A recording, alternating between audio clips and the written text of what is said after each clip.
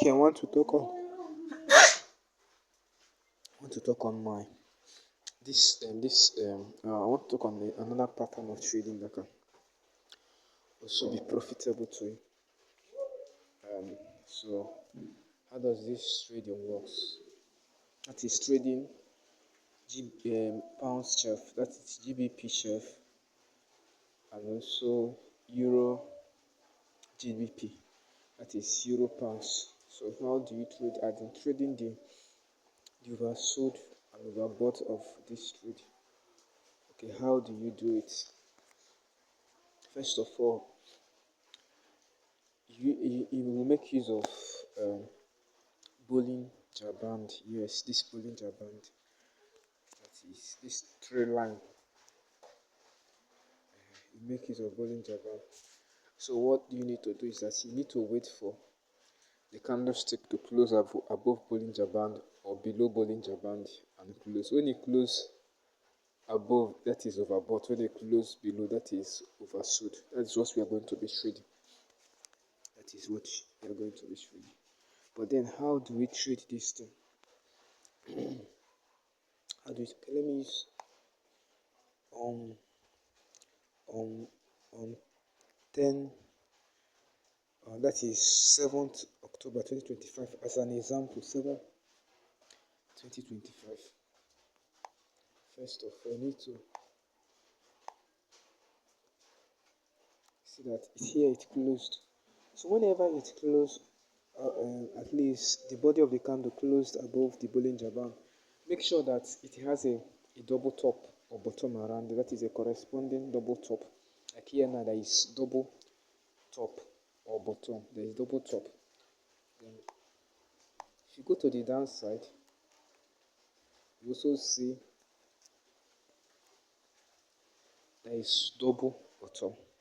That is when it close on 12. So let us check this time when it close.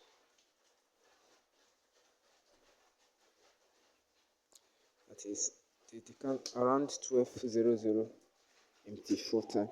So when it close, you also need to go to Euro JBP. That is, if this one closed double bottom, double top, that means Euro JBP has to close double bottom. You see the difference? If this one close double top, Euro JBP has to close double bottom. If it close double bottom, it has to close double top. So let us go and check around that time if Euro JBP close double bottom.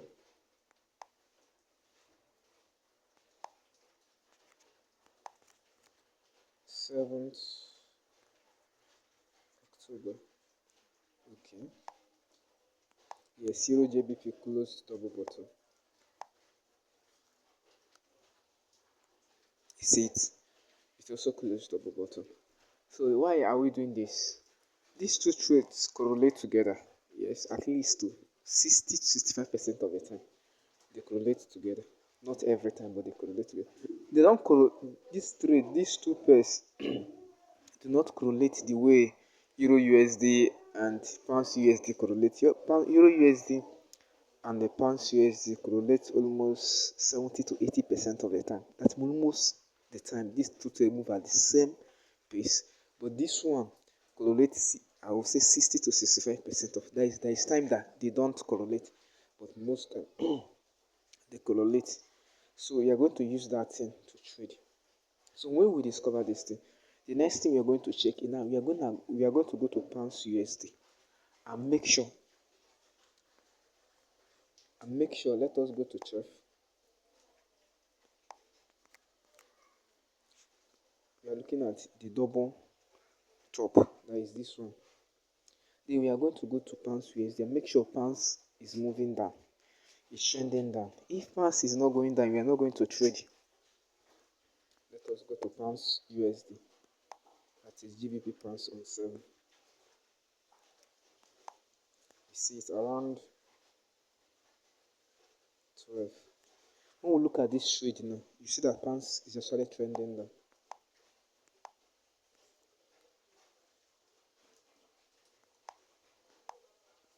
You see that Pounds is trending down. So how do we know that it's trending down? The candlestick has to be above this middle line. This is 200 period. That is that Bollinger Band. The middle line is 200 period MA. That is 200 period moving average.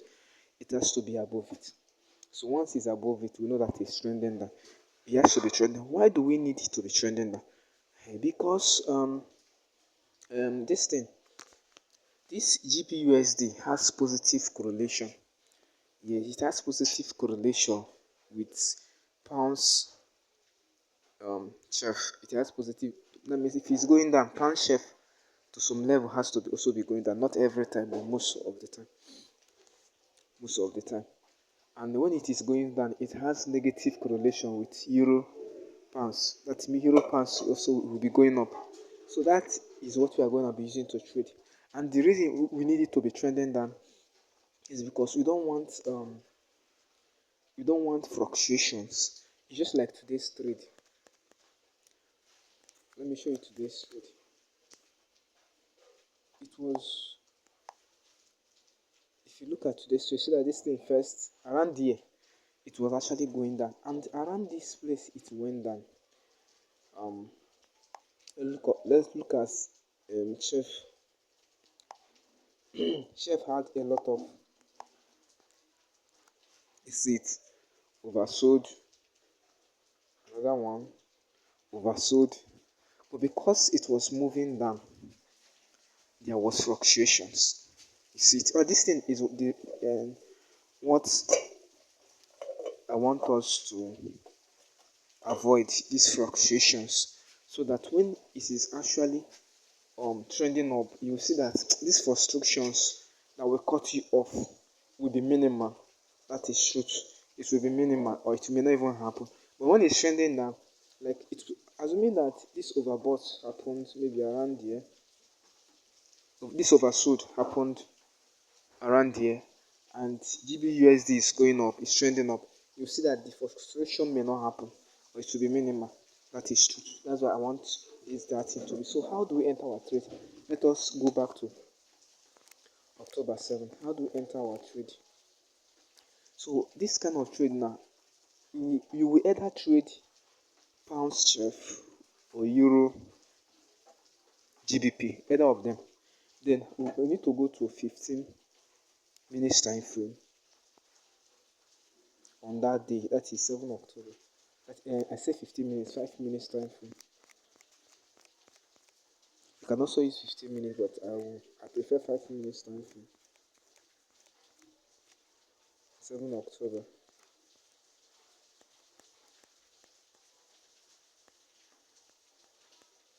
You're going to be entering around there. You see it around there. That is where you're going to. So whenever the candlestick closes and closes above that line, that dotted line is parabolic SAS. That is the fourth parabolic SAS. The first setting of parabolic on MT4. So, but then how do we enter this thing? Because we know that this thing also closed here. You see, how do we now know that is this one to trade? What you need to do is that you need to, when it has gone overbought, oversold, you need to come to your 5 minutes and wait for the candlestick to close below this one. So the one we are going to trade is either we need to check for GBP chef and no and euro pounds. The last one to close above, the last one is the one we are going to be trading, because this one might close first around here and then continue going up. You see it. So the last one to close, if this one closes and then euro do not, let us go to euro pounds. Euro pounds will be trending up, will be going up on 7.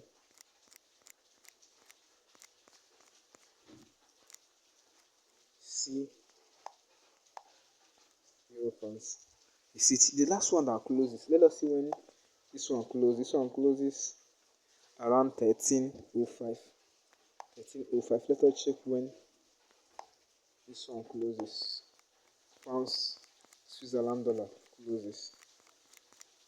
Let's check when it closes. This one closes That's to the uptrend around 1310. That means this one is the last to close. This one is the one that closed last. So this one is the one we are going to be trading. So what if we are waiting for this one to close, but then the other pair, that is the euro pounds, that move up? That means we are not going to trade this one again. We're also going to wait for that euro pounds. You understand what I mean? That means when we are waiting for this one, this one to close, because euro pounds has closed, we are now waiting for pounds chef to close on 5 minutes above this parabolic stars. But in the process of waiting, euro pounds now reversed. Like now, maybe this one now when this one closed here now, but now start pulling up, like here now, like here. You see that it closed, but then start going up. What will you do?